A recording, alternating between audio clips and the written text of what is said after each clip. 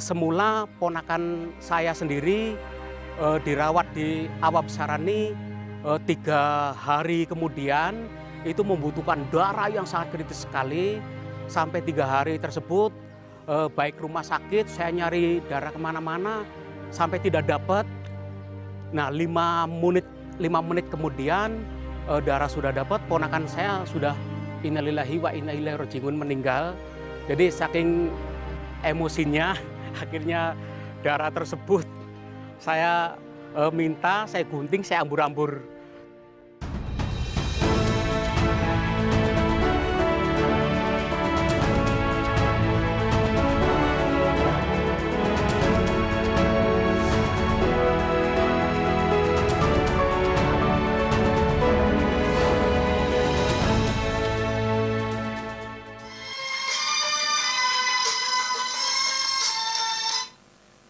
Assalamualaikum. Oh siap.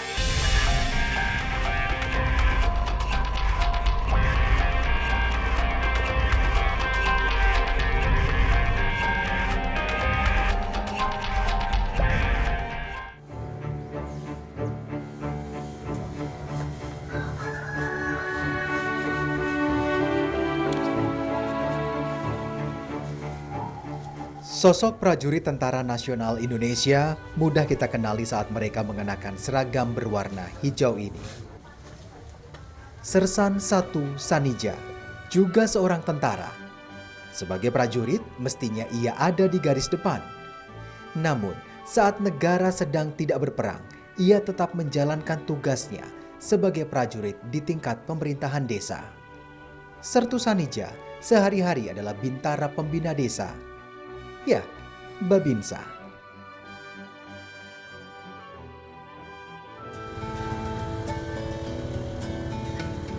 Sebagai Babinsa, Sanija kerap berkeliling desa. Pendampingan yang biasa dilakukan seorang Babinsa memang bermacam-macam. Misalnya, di bidang pertanian.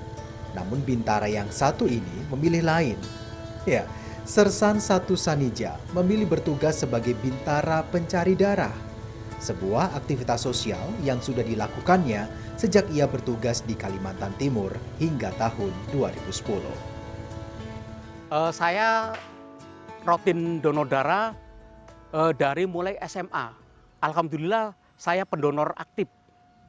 Sudah 65 kali donor. Luar biasa bagi saya.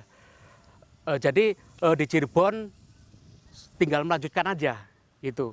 Nah, kebetulan kelahiran saya sendiri, saya banyak rekan. Di samping itu saya membina pramuka juga, karena SMP belum waktunya donor, jadi yang guru-guru kan antusias.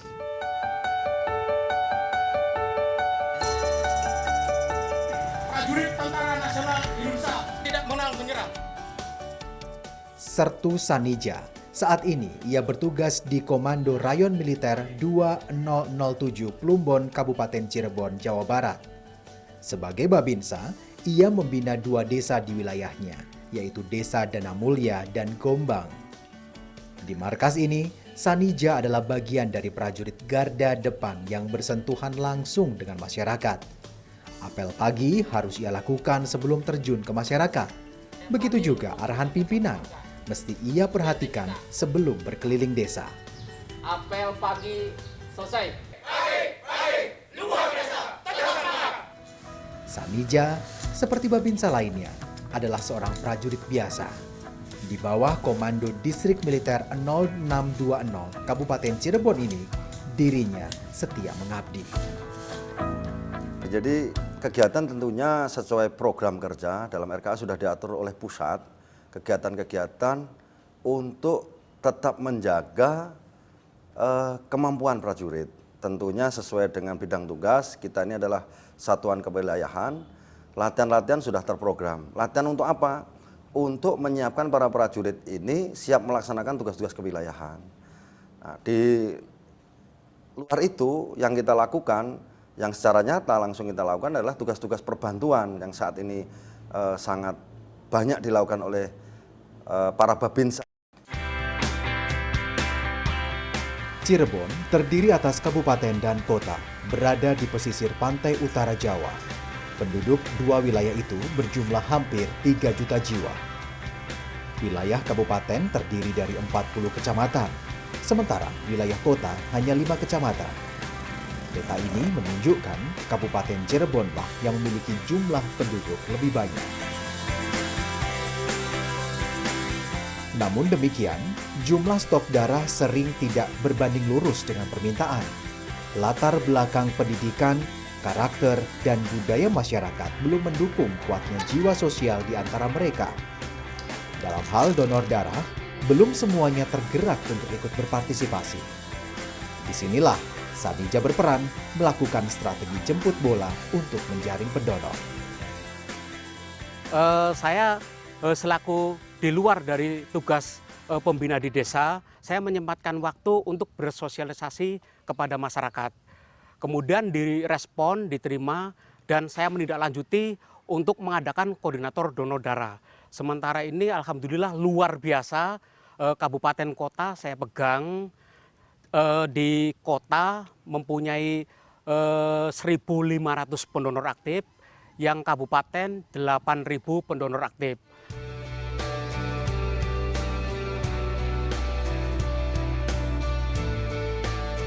Menjadi penggerak kegiatan donor darah bukan perkara mudah. Sanija harus bisa meyakinkan berbagai pihak. Dalam kegiatan donor darah di salah satu kampus ini contohnya, Sanija berperan sebagai penggerak yang berkoordinasi dengan Palang Merah Indonesia wilayah kota atau kabupaten mencari lokasi tempat kegiatan dan melakukan sosialisasi kepada calon pendonor. Nah, Pak Sanija, sekarang kita sedang ada di tengah-tengah kegiatan donor darah di Poltekkes Kemenkes Tasikmalaya wilayah Cirebon, gitu Pak ya? Siap. Nah, bisa diceritakan bagaimana proses mengadakan kegiatan ini Pak Sanija?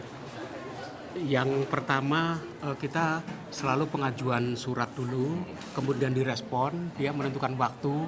Nah, kita melihat jadwal di PMI, kalau sudah tepat waktu, sudah dikoordinasikan, baru kita diadakan di Poltekkes ini. Oke. Dari kegiatan donor darah seperti ini, biasanya golongan darah seperti apa yang ditargetkan oleh Pak Sanija? Atau ada target atau tidak? Atau semua golongan darah bisa masuk? Ya. Semua golongan darah bisa masuk, cuman yang paling susah itu yang AB. Karena sangat susah sekali untuk yang darah AB. Kalau yang O, yang B, itu sudah ada lah, saya siapkan lah. Itu.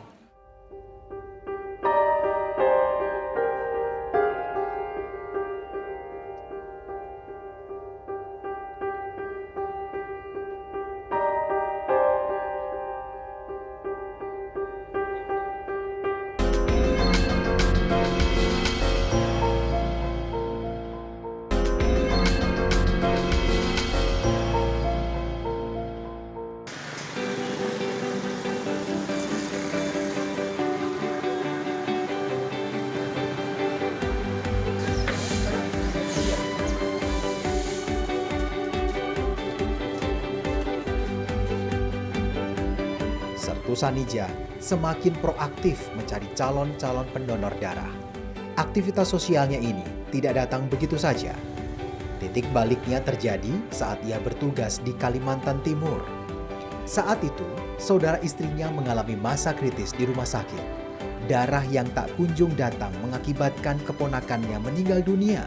Selisih hanya 5 menit sejak kepergian saudara istrinya itu dengan datangnya kantong darah. Waktu itu kan saudara saya kan sakit ya Pak ya, kekurangan darah. Itu pun sangat membutuhkan darah itu. Nah waktu itu di rumah sakit nggak ada persediaan darah, habis itu di PMI nggak ada ya kan. Jadi suami saya itu bingung mau cari darah kemana kan nggak ada ya. Jadi sampai disitulah suami saya tertekan kan, sampai saudara saya itu sampai meninggalkan. Pokoknya saya tetap fokus pingin bantu siapapun yang membutuhkan darah, saya tetap bantu. Bagi Sanija, peristiwa ini begitu menyakitkan, sekaligus membangkitkan keinginan untuk membantu sesama yang membutuhkan darah. Dikiranya mentang-mentang tentara, jadi emosi yang luar biasa. Ternyata di balik itu kita menyadari diri, kita juga nanti kembali ke semula, yaitu ke masyarakat biasa. Jadi waktu itu langsung saya buang jauh-jauh, tidak ada gunanya kita emosi. Dan untuk kelanjutannya, ya mungkin kita krocek diri, karena kita sebagai manusia biasa, tidak lepas dari luput salah dan dosa. Akhirnya begitu yang emosi itu tidak terkendali, akhirnya saya sadar diri, oh begini, yang membutuhkan darah ternyata susah sekali mendapatkannya. Sanija tidak mau kejadian seperti itu terulang lagi. Ia paham betul bagaimana orang yang membutuhkan darah benar-benar harus dilayani. Bersama PMI Kabupaten dan Kota Cirebon, ia terus mengumpulkan darah, mendekati calon-calon pendonor, dan melakukan sosialisasi langsung ke lokasi. Sejauh ini, Palang Merah Kabupaten Cirebon terus mengumpulkan target kantong darah per bulan. Di antara kantong-kantong darah yang terkumpul, ada peran Sanija di dalamnya. Sebenarnya untuk pemenuhan angka 4.000 itu, kita sudah bisa memenuhi itu, dan itu angka pemenuhan 3.500 sampai 4.000 itu kebutuhan per bulan gitu. Dalam sebulan kisarannya di angka 3.500 sampai 4.000 kantong untuk wilayah kabupaten gitu. Seperti itu. Dan memang kita harus penuhi itu gitu. Dan itu target yang harus dicapai, kita nggak boleh lebih dari situ, nggak boleh kurang dari situ, harus di kisaran segitu gitu. Dan kita alhamdulillah 99% kita bisa dapat itu gitu. Walaupun dengan kendala yang selalu menjadi halangan dan tantangan tersendiri bagi kami.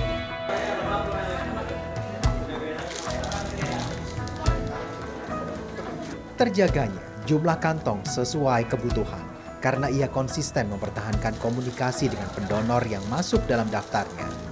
Pendonor-pendonor inilah yang akan mengisi labu atau kantong darah di Palang Merah. Stok yang harus selalu tersedia di antaranya diperuntukkan kepada penderita kelainan darah. Sanija mengajak kami melihat dari dekat pasien penderita penyakit ini. Ya, talasemia, satu penyakit yang mengharuskan penderitanya melakukan transfusi darah seumur hidup. Saat ini, di Cirebon, hanya ada satu rumah sakit yang melayani pasien penyakit genetik ini pada satu ruangan khusus. Rumah Sakit Umum Daerah Gunung Jati. Sudah setahun ini, RSUD Kota Cirebon menyediakan fasilitas ruang transfusi darah yang terpisah dari pasien lain. Selamat pagi, Pak. Saya dengan Tomor bisa dijelaskan sedikit talasemia itu apa sih, Dok?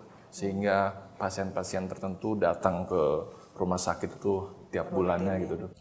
Talasemia adalah kelainan darah yang didapat atau genetik yang disebabkan karena sel-sel darah merahnya itu hancur lebih cepat dari orang normal. Kalau orang normal itu kan 110 hari, 100 hari gitu ya. Kalau ini lebih cepat, sehingga belum waktunya dia itu tergantikan, dia sudah kehabisan darah. Jadi dia sudah butuh darah yang melebihi orang yang biasanya. Kalau yang biasa kan 100 hari dia sudah diolah lagi, yang lain sudah sudah hancur, sudah ada gantinya. Kalau ini enggak, yang baru belum terbentuk, yang ada sudah hancur. Jadinya memang akhirnya butuh transfusi tiap bulan. Nah, ini kan ruangan yang didesain khusus lah di Rumah Sakit Gunung Jati ini. Itu memang ada dulu ada rencana seperti itu dari rumah sakit karena membludaknya pasien seperti itu? Jadi kami melihat pasien-pasien ini kan rutin ya tiap bulan dia harus ke rumah sakit yang jelas, minimal tiap bulan. Anak-anak ini berarti rata-rata anak-anak dan sekolah dan beberapa memang yang sudah bekerja. Artinya kalau sekolah mereka itu tiap bulan harus izin.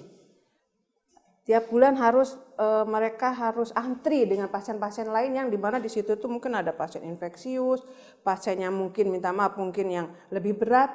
Padahal anak-anak ini kan kasihan kalau akhirnya bergabung dengan mereka untuk antri. Kami melihat bagaimana biar meningkatkan pelayanan terhadap mereka.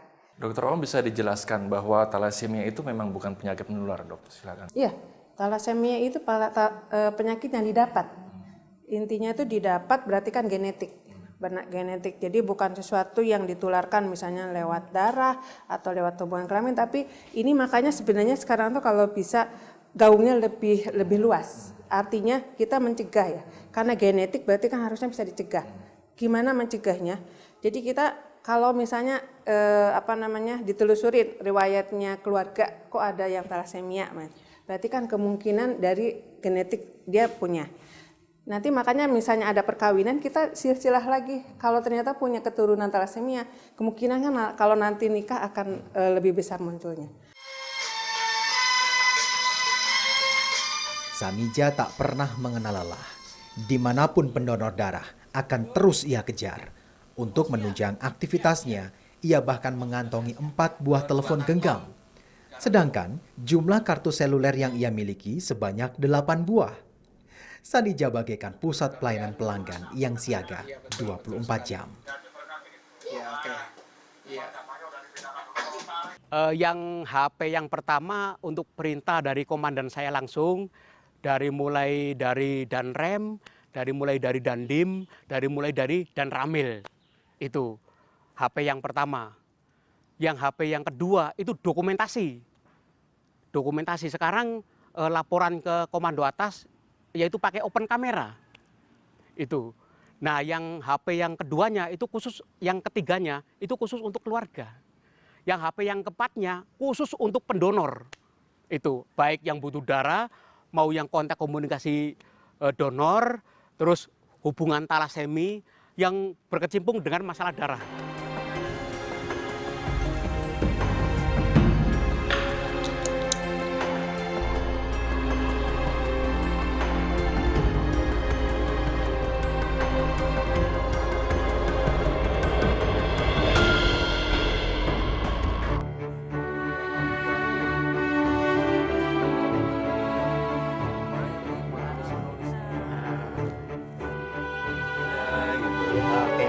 Menarik lah. Tetap semangat, Tetap semangat ya. tetap semangat.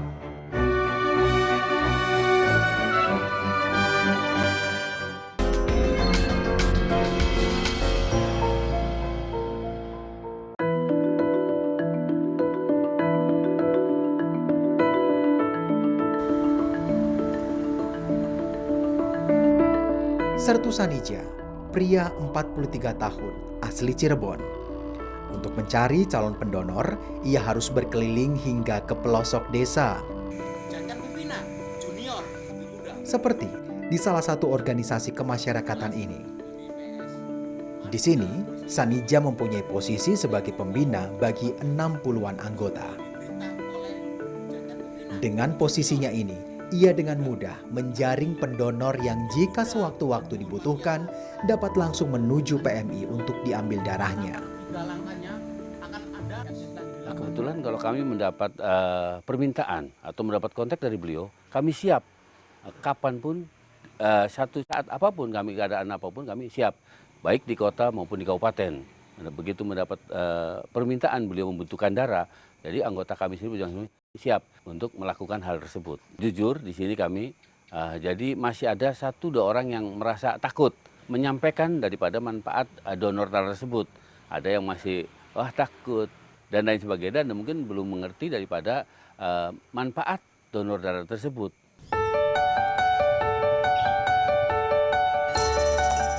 Di balik ketulusannya, keluarga punya peran yang sangat penting. Sejak menikah dengan Sanija pada 1999, Sri Sariwati sudah melihat jiwa sosial dari sang suami.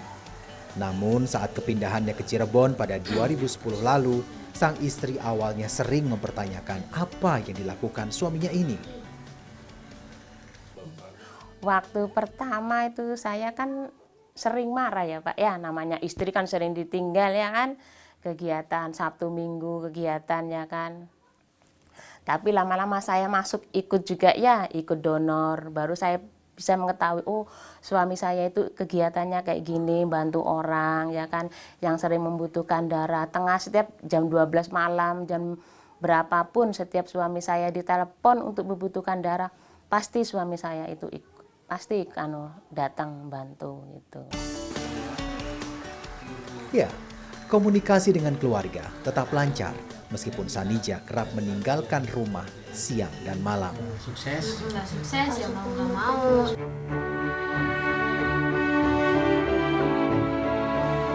Di balik semangatnya, Sanija sesungguhnya tak kuasa bila berhadapan dengan anak-anak penderita talasemia.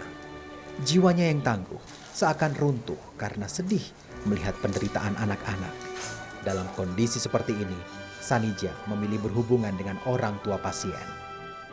Pada kondisi pasien talasemia normal, barulah ia sanggup untuk bertatap muka. Seperti yang ia lakukan saat mengajak kami bersilaturahmi ke rumah salah seorang anak penderita penyakit kelainan darah ini. Assalamualaikum. Waalaikumsalam. Devita. Sehat, Mak? Alhamdulillah ya sama. Ya. Saya pengen tahu nih Bu, dulu awalnya itu ketika anak Ibu menderita talasemia seperti apa? Awalnya kan dulu kan adiknya kan sakit, kontrol di puskesmas. Terus ininya kan nggak sakit ikut, kata dokter puskesmasnya. Ibu kenapa anaknya? Oh, anak saya tuh nggak sakit, ini ya saya tuh adiknya. Oh, ibu kok pucat sekali sih, anaknya. Diperiksa lab aja dulu Bu, kata dokter di puskesmas. Terus akhirnya kan anak ini kan periksa lab. Terus HB-nya tuh rendah. HB-nya rendah tuh. Kenapa Bu? Nanti kontrol aja dulu 2 hari. Terus besoknya nanti kalau HB-nya tetap gitu, suruh ke rumah sakit, kata dokter puskesmas. Terus kan anak saya tuh dicek labnya tuh nggak mau, nangis. Nah setelah itu proses ketemunya dengan Pak Sanija itu seperti apa tuh Bu? Proses ketemunya di rumah sakit. Di rumah sakit itu ya? Kan dulu tuh sama Pak Sanija kan saya tuh belum kenal. Belum kenal. Susah kalau mau cari darah tuh susah. Jadi dari pertemuan awal itu sampai sekarang kalau butuh darah selalu kontak dengan Pak Sanija? Iya, selalu kontak sama Pak Sanija. Ibu terima kasih, saya udah dapat informasi, udah ngobrol banyak. Azan maghrib berkumandang saat kami harus pamit pulang. Sanija lagi-lagi menunjukkan jiwa kedermawanannya. Ia memberikan Vita kenang-kenangan berupa alat tulis lengkap dengan tasnya. Ya, tetap semangat. Tetap semangat ya. Tetap semangat. Sertu Sanija, prajurit mulia, sangatlah pantas jika di kemudian hari ia diganjar kebaikan pula. Berkat informasi yang sampai ke orang yang tepat, Sanija mendapatkan rezeki pergi umroh ke Tanah Suci. Sebuah hadiah berupa panggilan Tuhan untuk bertamu ke rumahnya. Ya tadinya kan saya kaget, Bu dapat umroh katanya gitu kan. Dapat umroh dari mana Bu? Ya dapat umroh gratis. Alhamdulillah saya bilang kan, kalau memang dapat umroh gratis, saya bilang kan jadi istri sama anak yang bisanya cuma mendukung sama berdoa ya Pak ya. Biar nggak punya sangukah atau apa, yang penting ya Pak ya namanya udah niat kan, mudah-mudahan ya selalu selalu mendapat berkah lah di sana. Terus umrohnya juga mudah-mudahan di sana ya Pak ya. Jadi umroh yang mabrur lah ya Pak ya gitu. Sanija punya harapan besar. Suatu saat kebaikannya menular, menginspirasi dan mampu memperkuat jiwa sosial khususnya bagi warga Cirebon. Jadi khususnya kabupaten, kota, dan Cirebon kabupaten itu mudah-mudahan muncul seperti Sanija yang sekarang ini. Jangan Sanija yang satu ini, muncul Sanija-Sanija yang lain. Karena sifatnya untuk sosial dan kemanusiaan tidak ada batasnya, tidak ada hentinya.